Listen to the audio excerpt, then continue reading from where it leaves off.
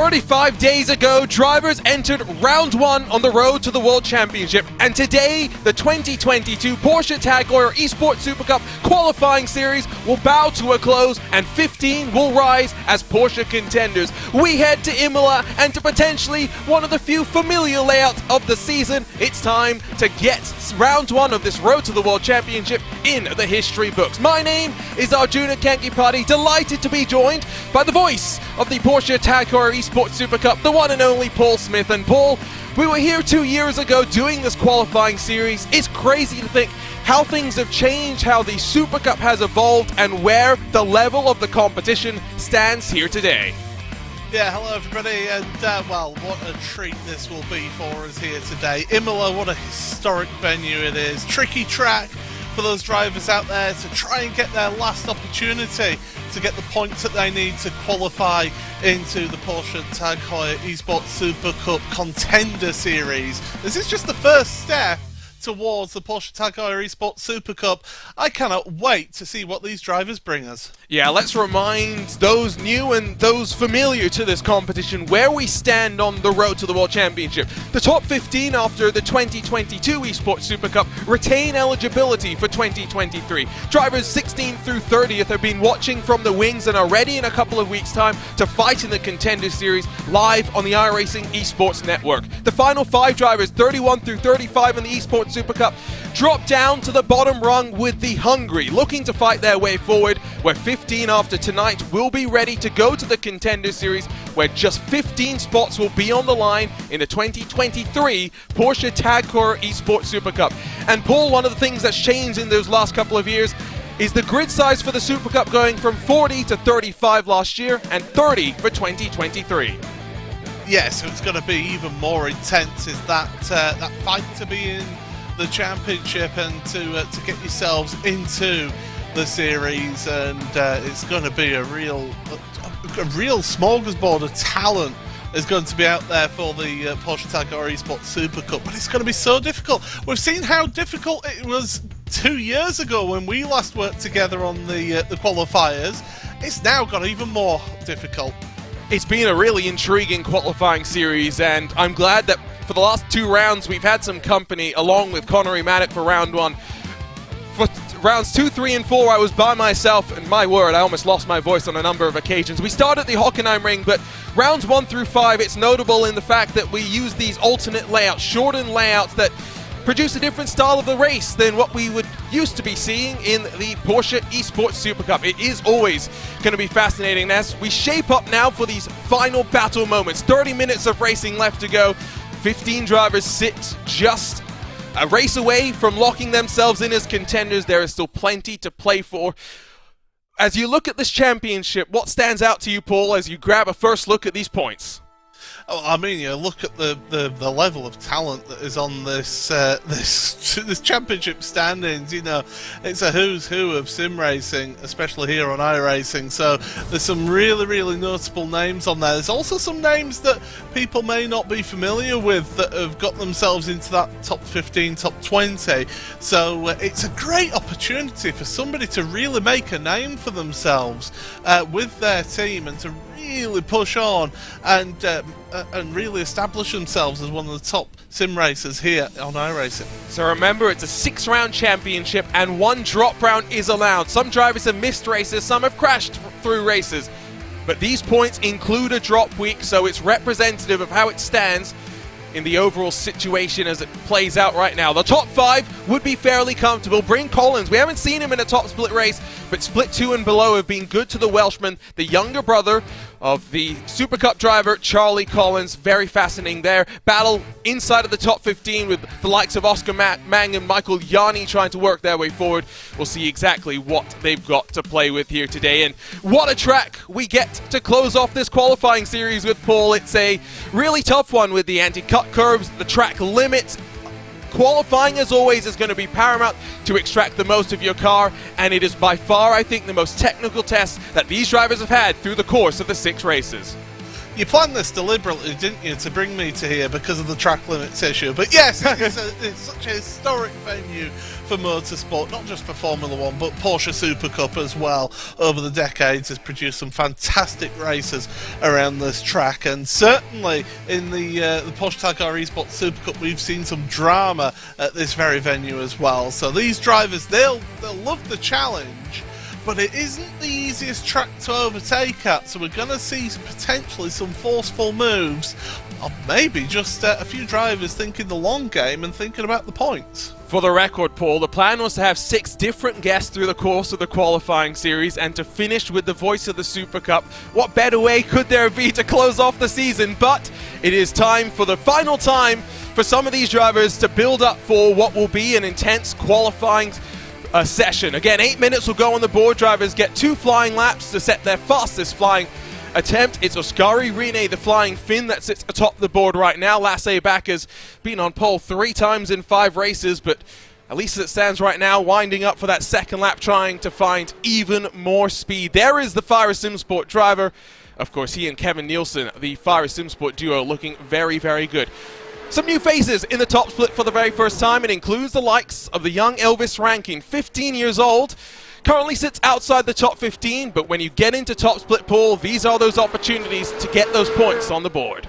Yeah, top split means big points for you, and certainly Elvis has got a tremendous amount of talent is for such a young age. Apex Racing Team, they've got themselves a good driver there. They've really been sort of nurturing him since he's been with them, and certainly, I mean, Apex Racing Team, they've had such a good season. I mean, it didn't quite work out for Kevin Ellis Jr. in the Porsche Tag Esports Supercup this time around, but he had one of his best seasons to date, and they'll only go on to bigger and better things, and they would really love to have even more of their ranks in there. Carlos Fenellosa on his top split debut in the championship goes up into the top 6, but Kevin Nielsen will jump to pole. Again, Fire SimSport have something in qualifying. They show up with a quick car, and for the 4th time in 6 races, Lasse Bak will stick it at the very front of the field. I love how close these times are as well. They're still coming in thick and fast as well. Matthias Stöbeck, he's gone on tie in there. Gustavo Errol, thank you very much. Put it on pole.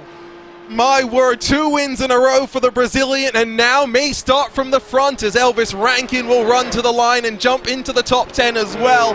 You talk about margins in qualifying, but when 2nd and 3rd are split by 0.08 of a second, for Gustavo Ariel to put it on pole by over 0.07, that is a statement as Ariel looks to sign off with a 3rd win on the bounce.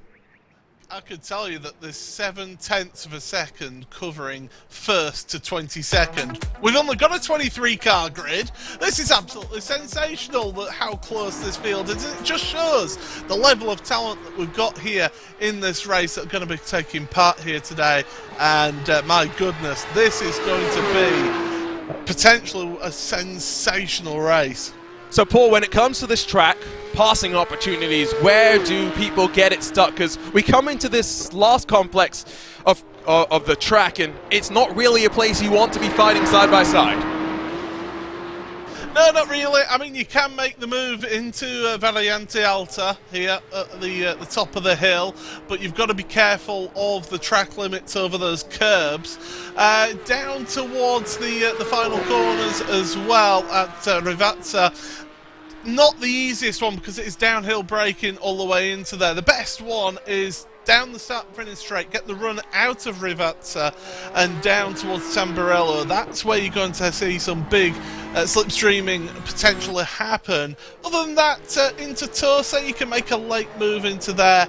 Like I say, it's not the easiest track because it's not the widest of Grand Prix venues, is this track. Well, with Andre Melchers qualifying down in 19th for a driver just inside the top 15 and with multiple crashes in the season, today Melchers will need to survive the chaos, will need to work his way forward for what is bound to be an electric final round of the Porsche Tag Esports Supercup qualifying series. We're ready to go for the final 16 laps, and for some drivers, 16 laps before they'll rise as Porsche contenders. Let's run you down through today's starting grid, as it is the Brazilian Gustavo Ariel in the Texaco Racing by TK Racing #1 that will bring us to the green with 1:42.449. To his outside, Lasse back just under a tenth of a second off the pace, with Kevin Nielsen, Matthias Stoke back rounding out row number 2. Manjanark and Rene 5th and 6th, with Rene looking to put some points on the board and see what he can salvage from the season. Rankin and Grabowski, row number 4. Alexei Nesov lines up inside of Carlos Fenellosa, who makes his top split debut tonight, with Victor Miranda and Oscar Mang in 11th and 12th. Simona Miramarcheno lines up behind his Altus teammate, with Luca Kita alongside. David Bodka in the Williams Esports Academy car sees Gunmin Kim to his right-hand side. Matt Johansson and Matthias Jensen in the Apex Racing Academy and VG Racing Esport Machines round out row 9, with Melchers and Yanni bookending the top 20. Just 6/10 splits first from 20th spot. Nascimento, Oliveira, Machajewski will round out the 23 cars that are ready to rumble. Paul, I already know, having said that name, you are ready to butcher me for how I butchered it. No, it's fine. It was a good effort, was that? But yeah, this is certainly going to be down to the start. If you could get a good start here and a good launch, then you're putting yourselves into a good place down in towards Tamburello for the first time. That's where usually if we're going to have an instant, that's where we get it, through the chicane at Tamburello. But we're all set here. Good point that I saw in the chat. 3 out of the 4 in the top 4 are Danes, but for the final time, the engines will war in symphony. We're ready to race at Imola for 16 laps in the final round of the Porsche Tagore Esports Supercup qualifying series. A terrible start from Gustavo Ariel, who sends an RAG car off and into the grass. They swarm into turn 1 with Fire Simsport dominating 1 and 2. Stoke back tucked into 3rd. Couple of cars off the track, with Fenellosa taking to the gravel, but Gustavo Ariel has gone from 1st to 8th through the opening sequence of corners. An Altus car going wide. It was Carlos Fenellosa who has dropped all the way back to pretty much to the back of the grid, but you called it absolutely right. An awful start from Gustavo Ariel into Tosa, and he's gone off. No, he's been hit off. It was Victor Miranda, the other of the Texaco Racing cars, but my word, what a chaotic start. I thought this might be the less of the disastrous races for some, but Victor Miranda sent straight off at Tosa. There was contact there. That was possibly Elvis Rankin getting into the back there and making a little bit of contact on Mandanax, but definitely, oh my goodness, we said how close things were out there in terms of lap time. Well, they're close out there on track as well as to how the contact is going on. They've got to be careful. They've got to make sure that they get themselves the points that they need. Still, as they fly up through the chicane, allowing the top 5 to break away. As it sits right now, Ariel, the biggest of the losers in the top 10. Fenellosa down 9 to 19th. Victor Miranda, 22nd position, still running, albeit well and truly out of the leading pack. It will be Fire Simsport 1 and 2 at the front, though, with Lasse back in front of Kevin Nielsen. A Danish trio with Stoke back, looking for a 3rd podium in the qualifying series. Great to see the team of Fire doing such a good job here, and they've got to work together now. They can't get involved in any fights because they'll slow each other down and allow Matthias Sturback to come involved in that race, and they'll allow the Cova driver behind as well of Rinna to really get involved in that one. Elvis Rankin's not that far back either, so we've got a train of 5 for the front, and there's a little bit of a gap, but right now, if you're the front 2, just work together. Don't fight each other and just try and pull away. There are a couple of splits of competition tonight, but the big points being paid out here. The likes of Rankin and Fenellosa, it was meant to be a good opportunity, but for the Altus 22, 19th, of course, not where he wants to be sitting. And for Yanni as well, just outside of the top 15 coming into the night. Not exactly going as intended for the Apex Racing Academy driver. So we'll grab a look at the start, Gustavo Ariel just drops the clutch maybe too tentatively, gets absolutely swarmed. And what happens to Fenellosa at the back of the pack?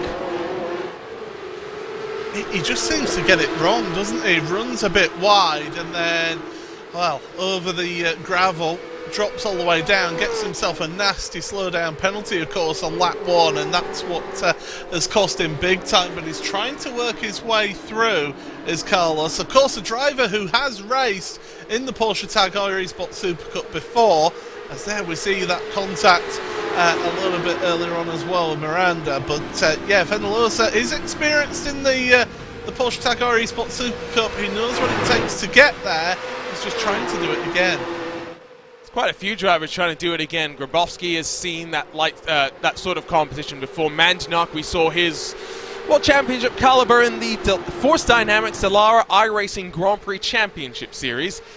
Always have to make sure that I correct the ordering of words when I say that series name. So back Nielsen, Jensen, Rene rank in the top 5. Mandanuk was able to separate himself from the likes of Nessov, who's now got Ariel Mangan in the rearview mirror and lunging to the inside. The Brazilian will get back up into 7th. The Irishman Mangan tries to follow up the hill.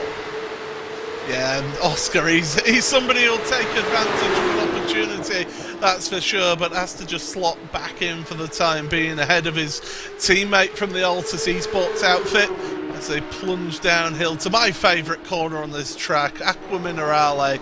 Absolutely fantastic, challenging corner, especially in these cars. So easy to lock up a front wheel going into that corner. And, well, it's close here. Ariel needs to try and pull away. He knows he's got speed. He needs to try and pull away and get on the coattails of that front 5. I think it's fair to say, though, that for Ariel, any chance of 3 wins in a row is gone.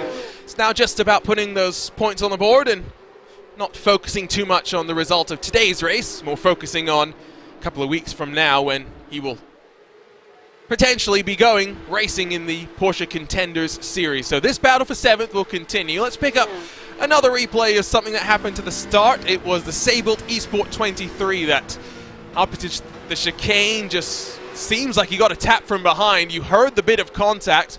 We'll grab another look.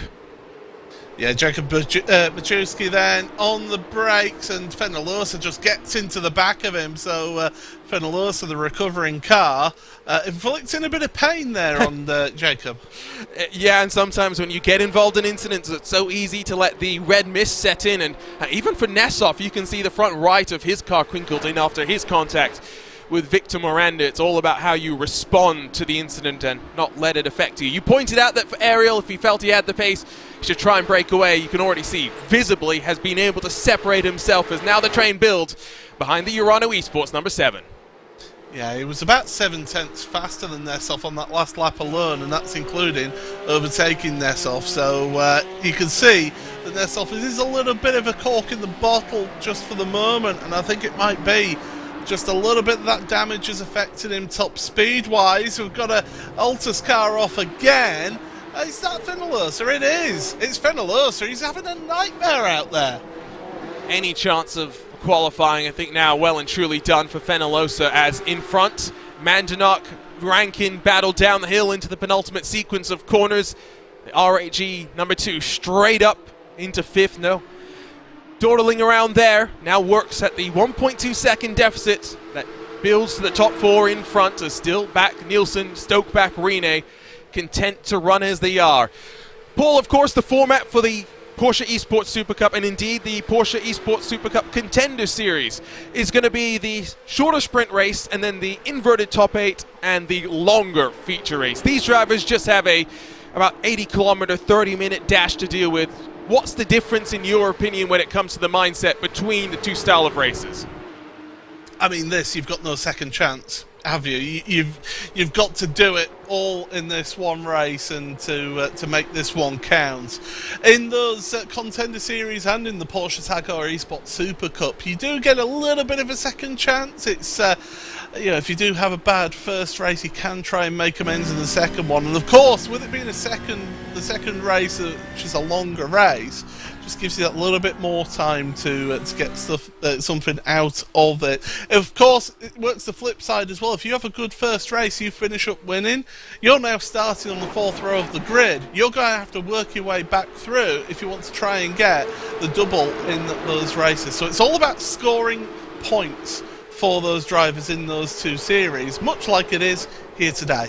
Yeah, it's not like it is in the iRacing Off-Road Championship Series where we have a top 8 invert for both the races, but with the level of contacts and physicality that you tend to see in short course racing, you can work your way forward. Let's take a look and pick up what happened to Fenalosa side by side with the Apex Academy car, and again, underbraking, does himself in and just slides too wide.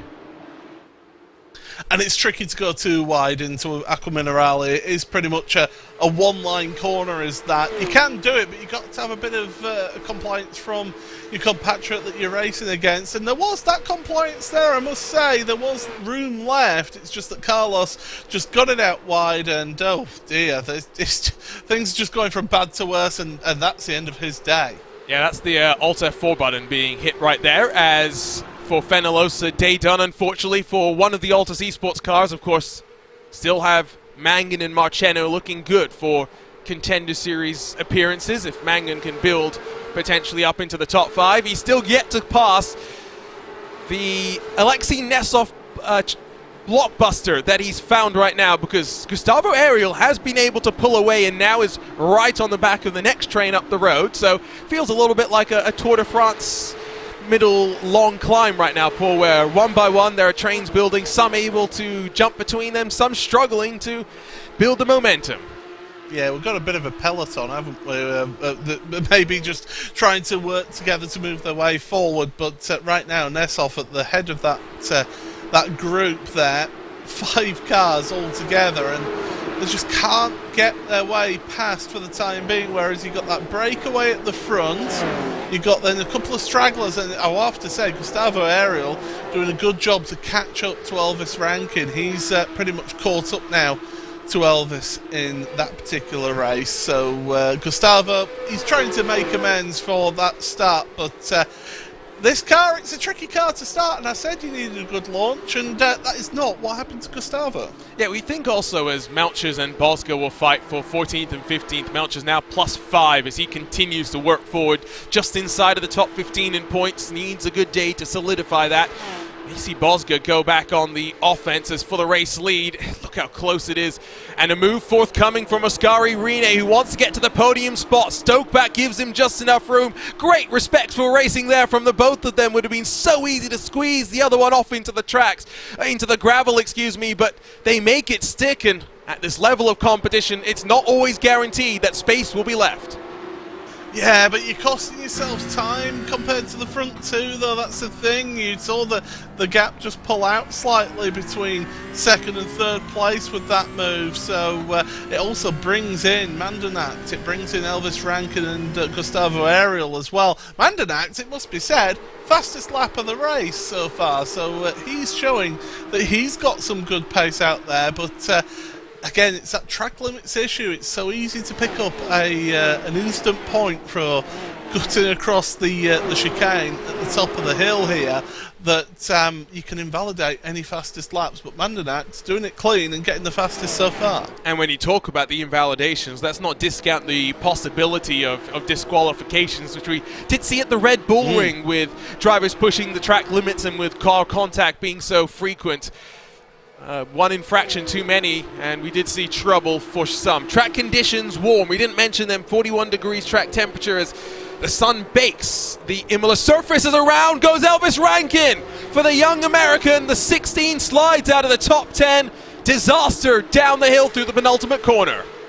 Now, was that his own doing, or was he helped? That's the thing that you have to ask. It's a good recovery there to be able to get the move done on Kamil Grabowski straight away. And at the front as well, the fire drivers switching position between the two of them, as Rankin does get back ahead into 11th place, but that's heartbreak for him there to get that contact down into Rivatsa. If it was contact. No, this looks like it's on his own. Yeah, I was going to say, check it out. He's all by himself. Too much rear brake bias, something I saw in the chat as well.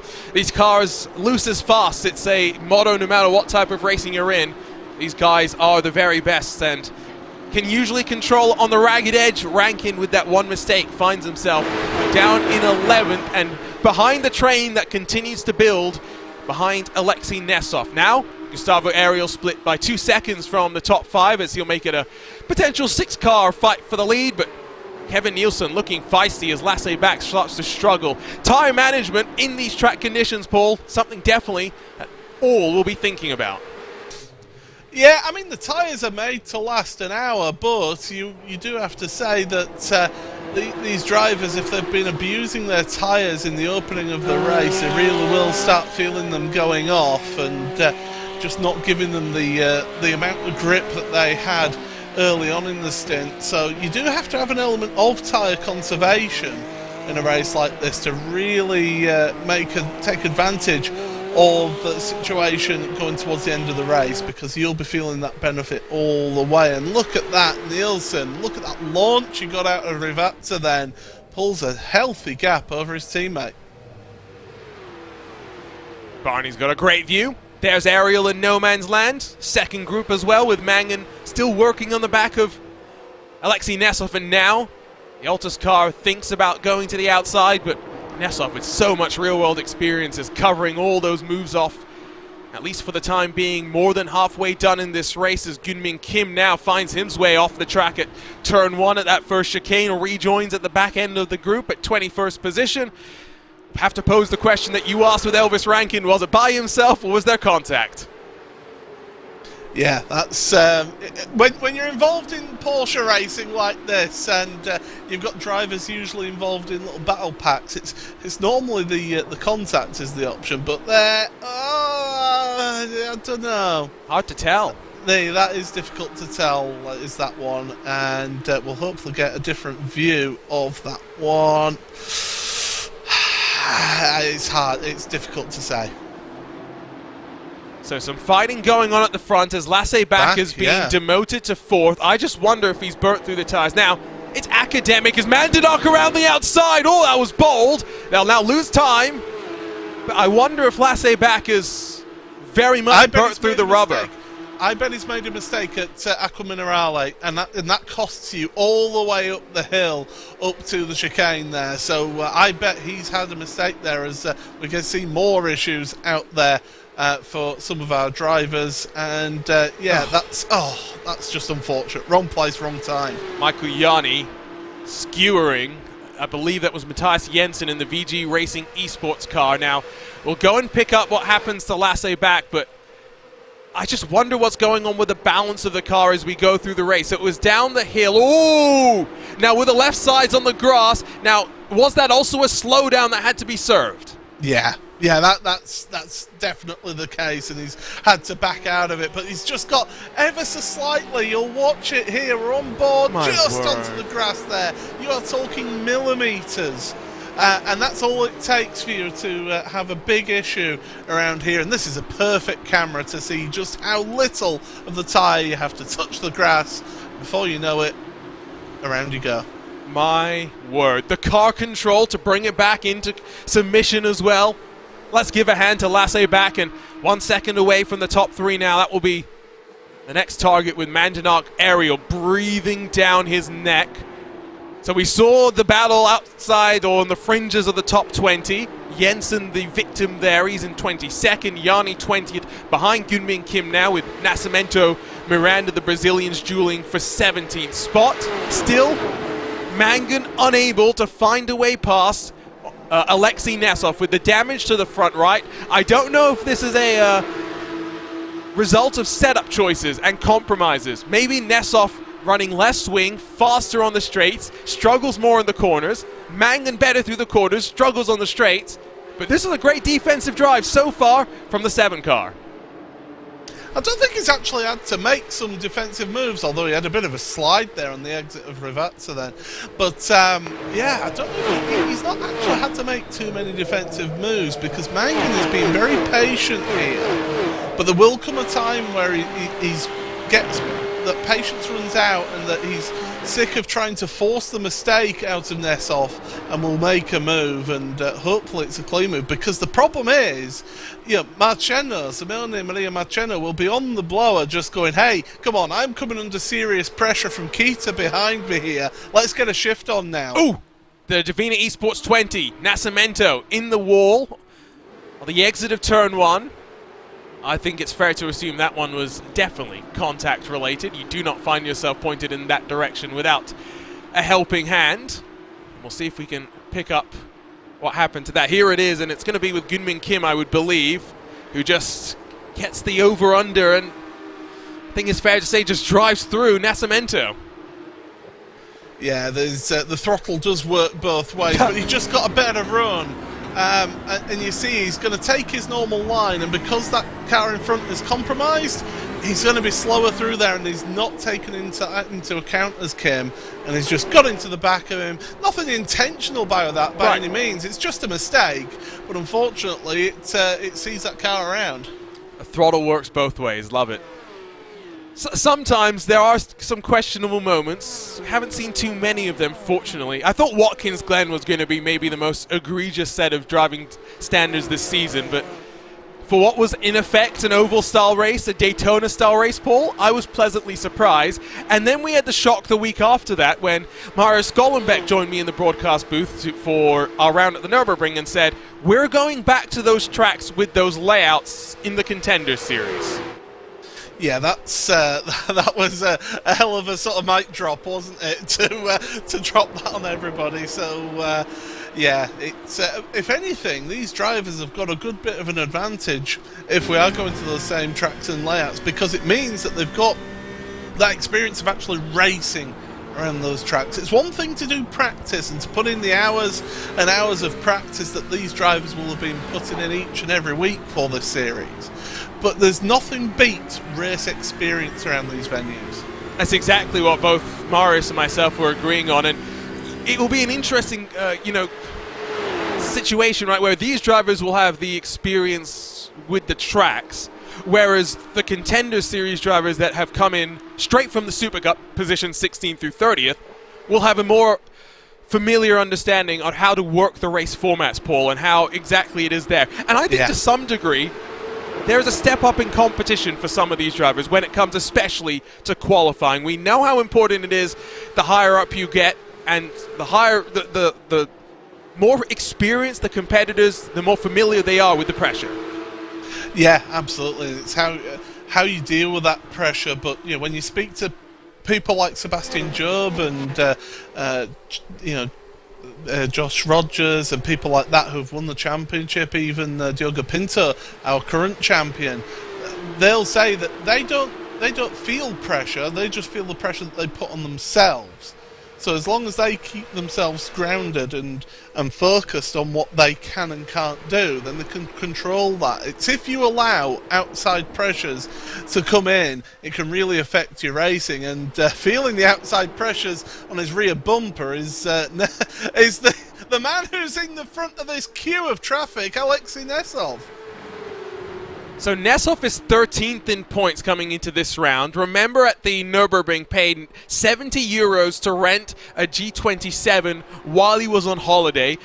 Was not impressed, but walked away with a top 20, got points on the board, was delighted with it, to say the very least. Grabowski down the inside into Tosa as they worked up the hill.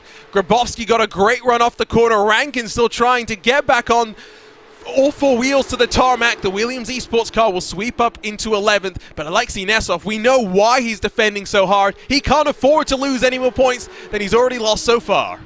Yeah, he needs every single point that he can get right now, and that's why he's doing all that he can. But time is running out if you're this queue of cars behind Oscar Mangan, Simone Emilia Maceno, Luca Kita, Kamil Grabowski, as we saw, making moves on Elvis Rankin. It's just a long queue of cars. You see that snake of cars going through there. That is what, 7th down to 16th, all in one queue.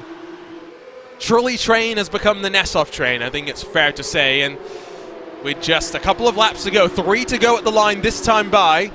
About 5 minutes of racing for Mangan to find a way through. We talk about, for Alexei Nesov, just inside of the top 15.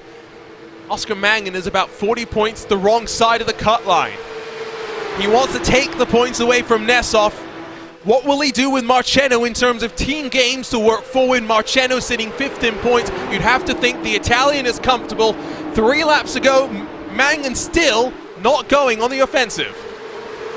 Yeah, and as I say, he is a driver who's got patience. He's a driver who can really just keep the pressure on and keep on putting that pressure on in front. But he does need to find a way past, and he's just not quite got it. And you can fall into the trap of following exactly what the car in front of you is doing and matching their pace. Sometimes it's better to drive past and drive away than end up being behind for a few laps and end up falling down to their speed. Top three have been able to separate themselves from Laissez-Back, who continues to feel the heat from Mandanok and Ariel as they work their way into the chicane. In front you can see the 1.2 second advantage that Rene, Stokeback and Nielsen continue to enjoy, as Nielsen looks to send his way to the Contenders Series with the best possible victory in style at Imola. Stokeback looking for his first victory of the campaign. Rene, as it stands right now, not a driver we expected to be in with a realistic chance of qualifying. 24th when we factored in the drop rounds, with a terrible result when it came to round 3 of this championship, but never say never. Still plenty of surprises could be in store. 2 laps to play. It's not just at the front where the fight will heat up.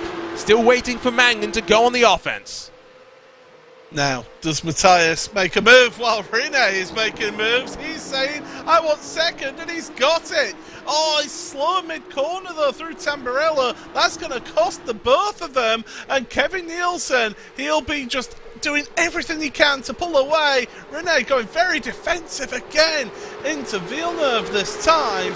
And, Stokeback, he's putting the pressure on. He's trying to fight this one back, and they're just allowing the leader to pull away here. And remember, of those inside the top 5, it is only Rene that is questionable, if anything, in points. Nielsen, Stokeback, Mandanok would all be feeling very, very confident in their Contender Series chances.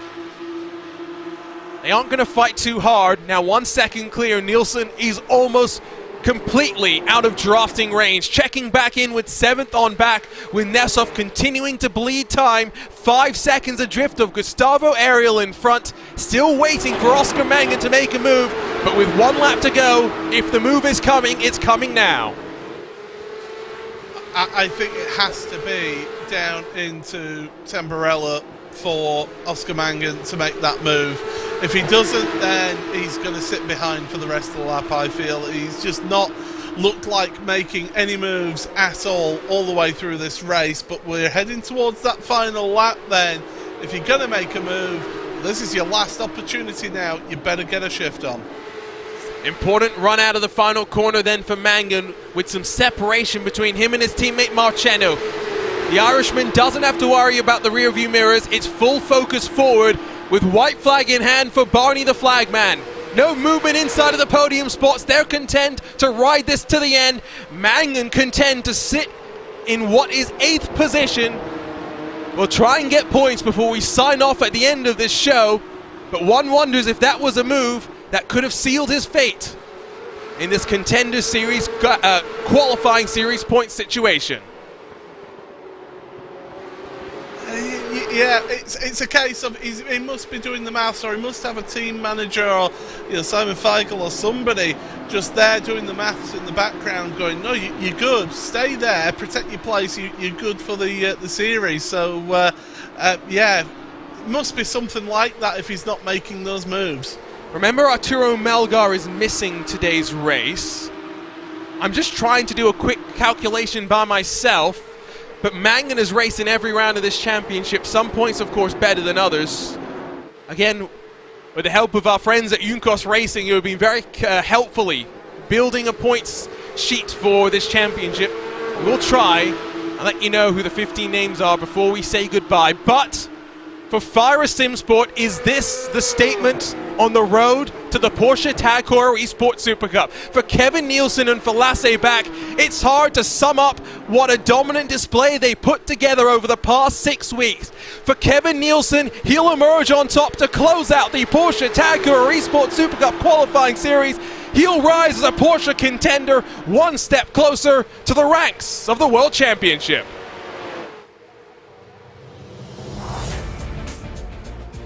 Rene, Stokeback, and Mandanok, the top 5, with Ariel latching onto them in the closing stages, rounding out the top 6. 5 of those top 6 names are on their way to the Porsche Tag Heuer Esports Supercup Contenders Series. There's no time for celebration, Paul. Yes, they get 3 odd weeks off, but they'll be back at the Hockenheim Ring midway through October to start round 2 on the road to the World Championship. It is an intense qualification process as this, but when you've got an outfit like Heuer doing so well in this qualifying series, to be first and second place with Lasserbach and Kevin Nielsen coming into this race of the championship, you've got to say that they are really strong contenders for the Contender Series, and they have shown some good performances out there today. Lasserbach, don't forget, he would have been up there if it wasn't for a little mistake down at Taco Minerale. So, yeah, those are 2 to really keep an eye on. We've seen their performance in the Porsche Esports Carrera Cup Denmark. Now, on the road to fight for $200,000, Kevin Nielsen and Lasserbach have won half the races in this qualifying series. They will be delighted with the outputs that they have displayed amongst the 2 of them.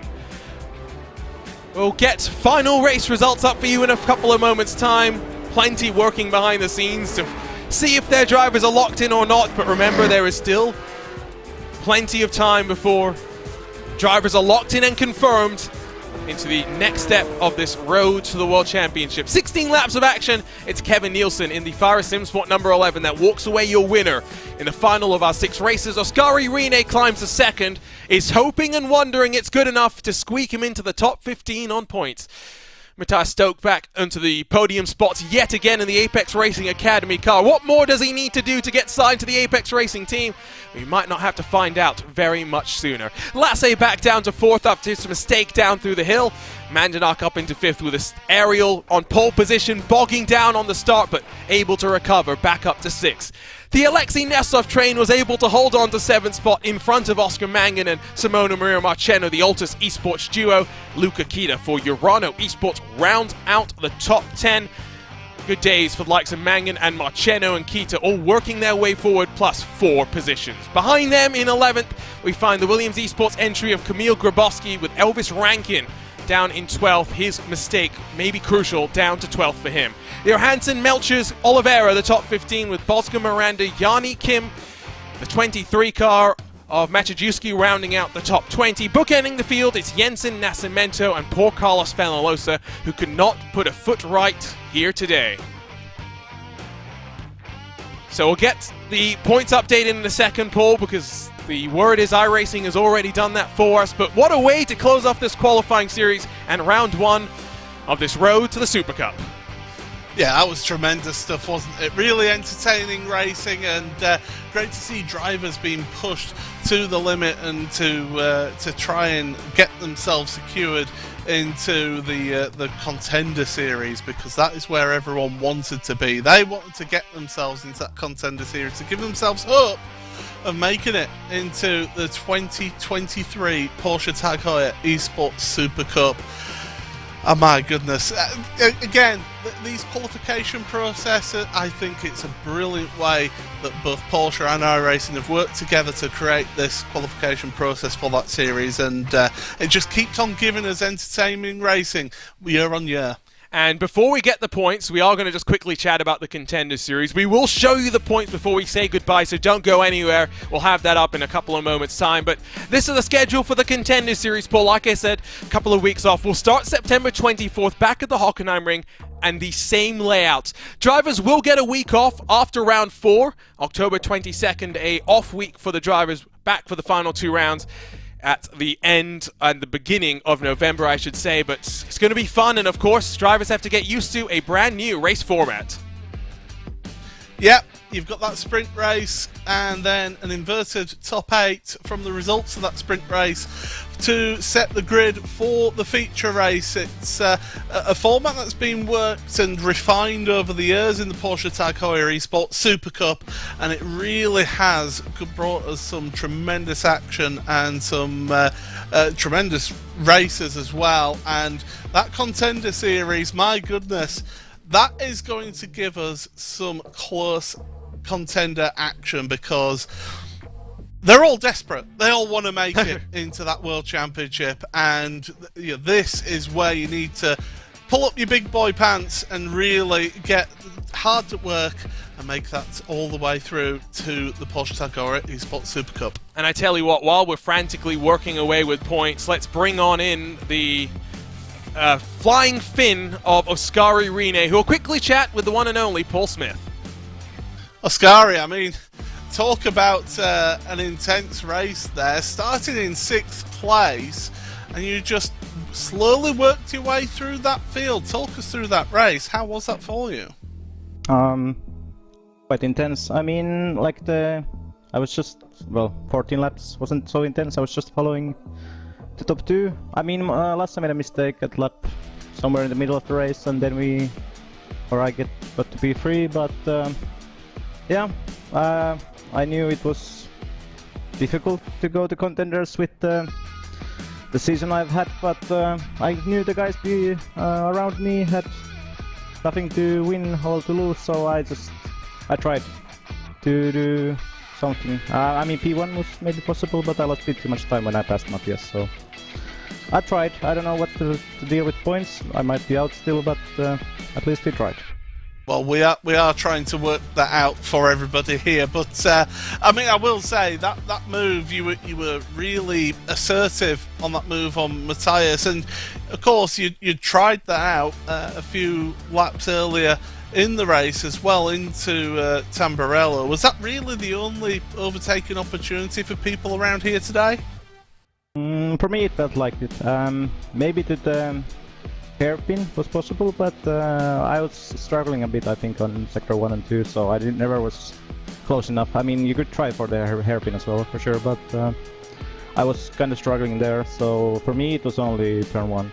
And like I said, I was definitely, aggressive move, but I knew Matthias, like I said, he had to be careful. He doesn't want to retire, I don't have anything to lose, so we went for it.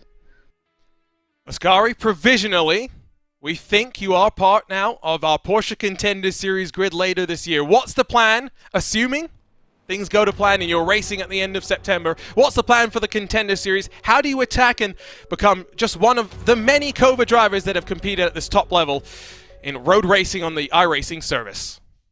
I don't know. We have to take whatever happens, I will take a small rest from my racing or racing in general after this, so I don't know. We will regroup and see if we make it, but no plans yet. Don't know what will happen. The competition will be tough for sure. What's it been like with these unique layouts? This is the first time that we've gone to a venue and a format layout that you're all familiar with, but you'll have some experience with these layouts when you return in the Contender Series. Yeah, I mean, prior to the qualifying series, I felt like the tracks are absolute garbage, but I mean, I think Red Bull Ring was the only one that was like really bad, like really bad, and maybe Watkins, but the draft or the oval layout, well, I said 2 out of 6 were really bad, and the rest were surprisingly fine. I think Silverstone and Hockenheim were actually quite good as a layout, so I'm a bit surprised if I get the contender, we do this again. I was sure it's gonna be the full layouts then, but I guess they'll save it for Pesk then. But I have no issue doing these again, besides Red Bull Ring, because that sucks. We'll let you go, Oscari, and try and figure it out. We think you're good, but congratulations, and we look forward to seeing how you go in the Porsche Contender Series. Paul, I've opened the invitation, by the way, so hopefully we'll get joined by some other drivers who are locked in for the Contender Series. But here are the results as it stands on the iRacing official website, factoring in the drop weeks. So, it is 2 points that will split Victor Miranda from Andre Melchers. Despite the spin for the Texaco Racing by TK Esports entry tonight, it's enough for the Brazilian to make it through. Second was good enough for Rene, Nessov in 11th, Mangan in 14th, but you look how close it is, you get a sense of just how fine the margins can be. And this is why you had to just make sure that you were in each and every one of these rounds of the championship, and to get the best results you could possibly get to yourself. And thankfully for Victor Miranda, or he'll be thanking anyway, that there is a drop score, because that was a nightmare for him here today. But Andre Melchers will be saying, "Oh damn."